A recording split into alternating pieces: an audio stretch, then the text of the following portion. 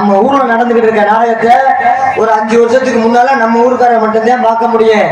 இன்னைக்கு நம்ம சொந்த பந்தங்கள் வெளிநாட்டுல இருந்தாலும் அவங்களும் பார்க்கிறபடியாக யூடியூப் வழியாக நாடகத்தை வீடியோ கவரேஜ் எடுத்துக் கொண்டிருக்கக்கூடிய கருப்பையான அவர்களுக்கு மனமார்ந்த நெஞ்சார்ந்த நன்றி அந்த வணக்கத்தை தெரிவித்துக் கொண்டு, நாகரிக காலத்துல இன்னைக்கு எல்லாருடைய வீட்டுல டிவி இருக்கு. டிவியை போட்டு பாருங்க. அப்படி சொல்ல மாப்பிள, டிவியை போட்டா உடஞ்சு போயிரு. அந்த டிவியை திறந்து பாருங்க, வயரு கண்டென்சர் காயில் இருக்கு. அது இல்லன்னு டிவியோட இந்த பிளக் இருக்குல்ல, இந்த பிளக்க நம்ம சுவிட்ச் பாக்ஸ்ல மாட்டி சுவிட்ச் ஆன் பண்ணி பாருங்க. கரண்ட் போனா டிவி ஓடாது. அப்படி எல்லாரும் வீட்டுல டிவி இருக்கு. டிவியை விடியா நம்ம வாழ்ந்துட்டு இருக்கக்கூடிய உலகம் என்ன வடிவம்? உருண்ட வடிவம். உருண்டை. இந்த உருண்ட வடிவமான உலகத்தையே கை அகலத்துக்குள்ள அடக்கம் பண்ணிவிட்டா பாரு கடவுள். கடவுள் அது எதுப்பாது? செல்போன் வச்சு. செல்போன். ஆமா, நம்ம உலகத்தையே செல்போனுக்குள்ள வச்சு விட்டாங்க. அப்படி செல்போனை வச்சு உலகத்துல நடக்கிற எல்லா விஷயத்தையும் இருந்த இடத்துல இருந்து பார்க்கலாம். ஏன் ஒரு ஆடல் படல் வச்சு பார்க்கலாம், ஒரு திரைப்படத்தை வச்சு பார்க்கலாம், ஒரு கரகாட்டத்தை வச்சு பார்க்கலாம், ஒரு பாட்டு கச்சேரி வச்சு பார்க்கலாம். அது வேறு இது வேறு. இயல் இசை நாடகம். இயல் என்பது பேச்சு, இசை என்பது பாட்டு, நாடகம் என்பது நடிப்பு. உன் தமிழ் ஒன்று சேர்த்து உங்கள் கண்ணுக்கு கண்ணாக நேருக்கு நேராக நடிக்க நாங்க வந்திருக்கோம்.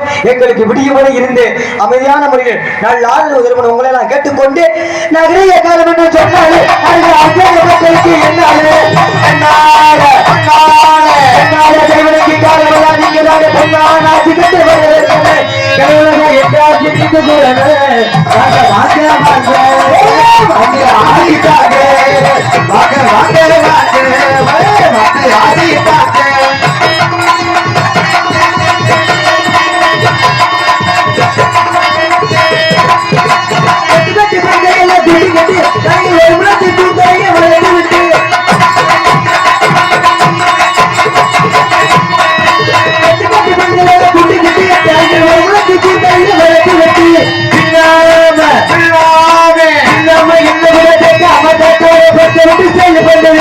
முறையாக நம்ம ஊரில் இருக்குது.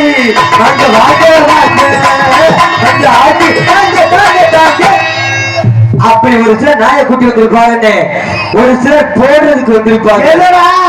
என்ன குண்டு போறவா வெத்தலை வாக்கு சுண்ணியும் அடிச்சு சுண்ணாம்பு அப்படி சொல்றா. வாய் உழப்பதடா. நீ பேசுற பேச்ச பார்த்தா என் ஈரக்கூடிய நடுங்குது.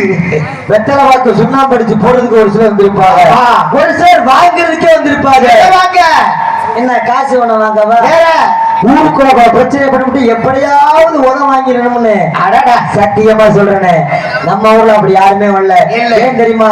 ஒரு சில பகுதியில இடையில கைத்தக்கடி பிரிச்சு போடுவாங்க. ஆண்களுக்கு ஒதுக்கப்படுது ஆண்களும், பெண்களுக்கு ஒதுக்கப்படுது பெண்கள் அமர வேண்டும். இது கிராமத்தின் கட்டளை அப்படின்னு சொல்லிடுவாங்க. என்ன காரணம்னா அந்த கிராமத்துல நம்பிக்கை கிடையாது. நம்ம கிராமத்துல நிறைய நம்பிக்கை வச்சு உங்களை எல்லோரையும் ஒன்று மண்ணாக கலந்து உட்கார வச்சிருக்காங்க. மனசுக்கு பார்க்க ரொம்ப சந்தோஷமா இருக்கு. ஒரு தெய்வ வழிபாடு நடத்துவது ஏன் தெரியுமா? தலைவன் தொண்டன், ஆண்டி அரசன், ஏழை பணக்காரன், நான் பெரியவன் நீ சின்னவன், அப்படி ஒற்றுமைக்கு பங்கமில்லாமல் அமையக்கூடியதுதான் இந்த கலை நிகழ்ச்சி. இப்படிப்பட்ட கலை நிகழ்ச்சி நடக்கும் போதும் ஒரு சில ஊர்ல இடையில பிரிச்சு போடுவாங்க. நம்ம ஊர்ல பிரிக்காம உட்கார வச்சிருக்காங்க. மனசுக்கு ரொம்ப சந்தோஷமா இருக்கு. ஆனா ஒரு விஷயம் என்ன தெரியுமா தம்பி? என்ன பத்த ராசா, அந்த கால கட்டக்கூடாது. வாழ்க்கையில நீ எல்லாம் படிக்கக்கூடிய நமது மறைந்த மாமேதை கன்னத்துல வைக்காத செல்லக்குட்டி, கன்னத்திலே வைக்க கூடாது. மறைந்த மாமேதை டாக்டர் APJ அப்துல் கலாம் ஐயா என்ன சொன்னாங்க தெரியுமா? வளர்ந்து வரக்கூடிய இந்தியா வல்லரசு நாடாக மாறணும்னா உங்களை போன்று இளைஞர்கையில தான் இருக்குன்னு. அதனால நீங்க என்ன பண்ணணும்னா இனிமேல் இந்த மாதிரி காலையும் கட்டக்கூடாது, இந்த மாதிரி கன்னத்துல கையும் வைக்க கூடாது.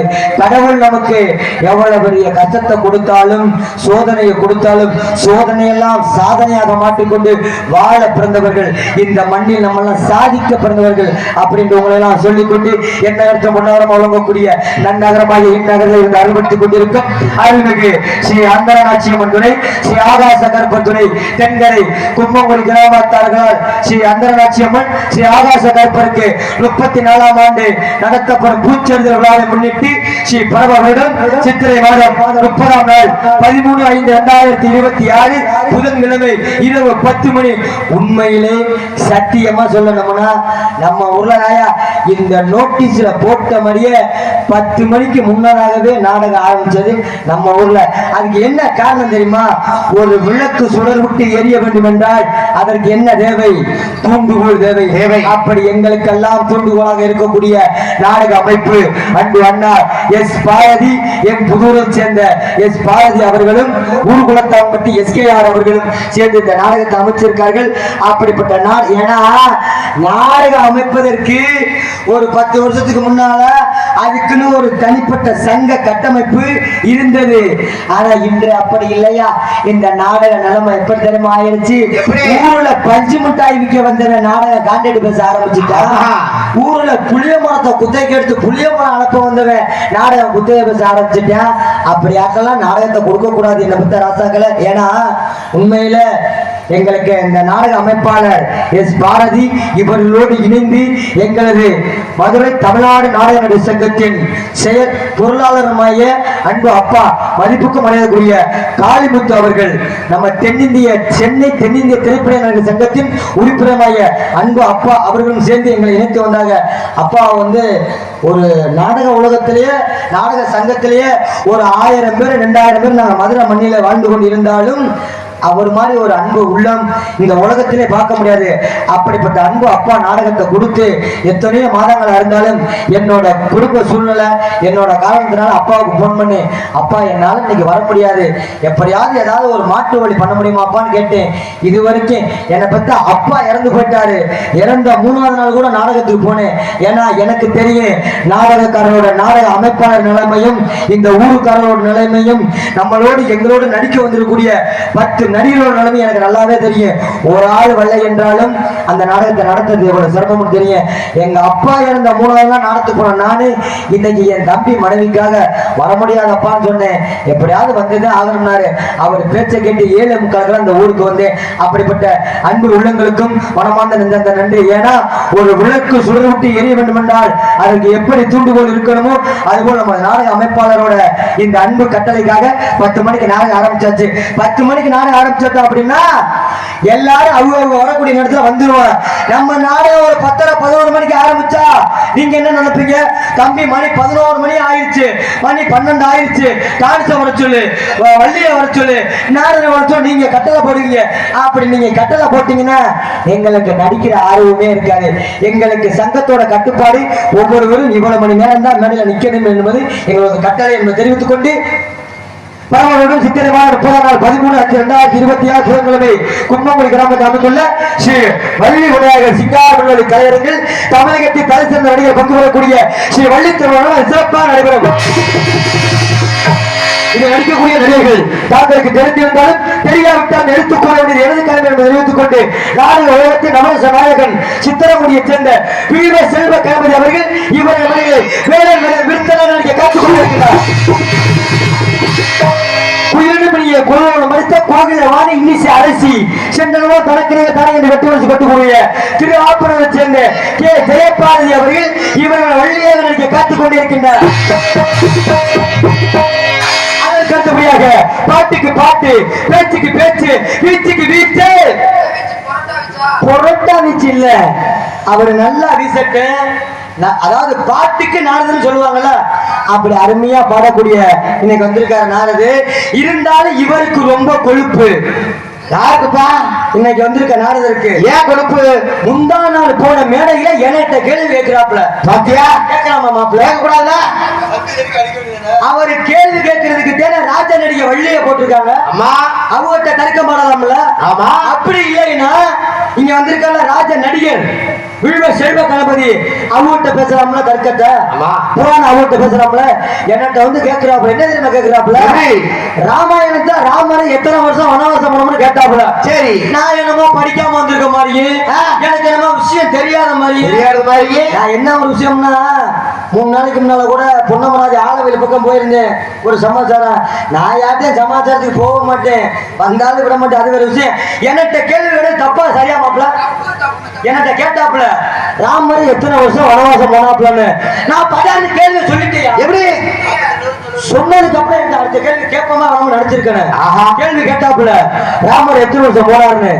நான் ஒரே பதில் தான் தெரியாதுன்னு சொன்னேன். ஒழிஞ்சு வச்சு எனக்கு தெரியும் அவர் 12 வருஷம் தான் போனாருன்னு. இவரெல்லாம் கேட்டு நான் பதில் சொல்லணுமா அப்படின்னு நான் கேட்கிறையா? நாரதர் பேரம், அதாவது பேரை முதல்ல சொல்லிடுவேன். ஏன்னா அது நம்ம கடமை. சென்றமா தரக்கிழக தலை என்று ஒட்டி வந்து கொண்டு வரக்கூடிய துவரங்குறிச்சி மண்ணின் மைந்தன் KM மணிப்பாலமுருகன் அவர்கள் நாரதர் பின்பு கலைய பிரியனுக்கு கற்றுக்கொண்டிருக்கிறார். இந்த நாடகமே முருகப்பெருமானுக்கு வள்ளிக்கு தான் நடக்குது. இந்த முருகப்பெருமானோட தாய் தந்தை யாரு? சிவபெருமான். சிவபெருமான் குடும்பத்துக்கு இந்த ஞான பழம்ங்கிற ஒரு பழத்தை கொண்டு போனாப்லையே. ஆமா, காசு கேட்டிருந்தா நான் கூட ஒரு 1000-2000 கொடுத்திருப்பேன். ஒரு 2 பழமா வாங்கிட்டு போயிருக்கலாம். ஆமா, ஒத்த பழத்தை கொண்டு போய் அவர்கிட்ட கொடுக்கவும் தாயிச்சிருந்த கோவில் மழை தந்தை சொல் மிக்க மந்திரமழை என்று விநாயக பெருமான் சிவனையும் பார்வதியும் சுத்தி வந்து பழத்தை வாங்கிட்டாரு. முருகப்பெருமான் என்ன பண்ணார்? என்ன பண்ணார் முருகப்பெருமான்? என்னென்ன பண்ணாரு? முருகப்பெருமான் மயிலேறி உலகத்தை சுத்தினார் என்பது இப்படி வரக்கூடிய இந்த முனிவர்களும் இந்த தவ ரிஷிகளும் இந்த நாரதர் சொல்றாங்க. நீங்க நம்பிக்கிட்டு இருக்கீங்க. இந்த மேடையில, இந்த கும்மங்குடி மேடையில உங்கள் அத்தனை பேர் சபை முன்னால 1:30 மணி to 2 மணி அளவில் முருகப்பெருமான் மயில் மீது ஏறி உலகத்தை சுற்ற என்பது என்னால நிரூபிக்க முடியும். முடிஞ்சா அவரால் மயில சுத்த முடிஞ்சாருன்னு தெம்போட பேச முடிஞ்சா வர சொல்லுங்க. அதுக்கு அடுத்தபடியாக ஆறுமணிய கலையரசு சென்றவர்கள் கணக்கணிய தானியில் வெட்டுமரசு கொண்டு வரக்கூடிய செய்யாம மணியின் மைந்தன் முத்துக்குமார் அவர்கள் ஆறுமணி மண்பின் பாடலை வாங்கி பாடுவார்கள். இல்லாம அமைத்திருக்க அண்ணா அவர்களுக்கு வணக்கம். போமா தொழிலுக்கு தானே வந்திருக்கோம். தொழிலுக்குள்ள போமா பாட்டு பாடவா?